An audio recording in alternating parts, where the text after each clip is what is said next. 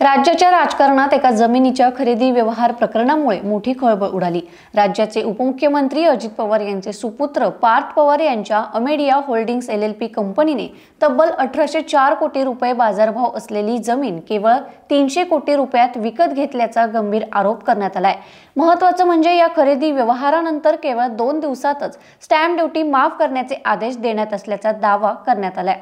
त्यामुळे सरकारी नियमांना पायदळी तुडवत जमिनीची खरेदी झाल्याचा आरोप विरोधकांकडून करण्यात आलाय। या प्रकरणी राजकीय वातावरण तापल्याचं दिसून आलं। त्यानंतर हा जमिनीच्या खरेदीचा व्यवहार रद्द करत येत असल्याचं अमेडिया कंपनीने जाहीर करत तसंच पत्र संबंधित विभागाला दिलं। या प्रकरणाची चौकशी करण्यासाठी समितीची नेमणूक करण्यात आली। दरम्यान या संपूर्ण घटनेवर चित्रपट बनवा अशी टीका ओबीसी नेते लक्ष्मण हाके यांनी केली आहे। पार्थ पवारांच्या गणलेल्या घोटाळ्यावर मुळशी पॅटर्न 2 चित्रपट बनवा असं हाकेंनी म्हटलंय।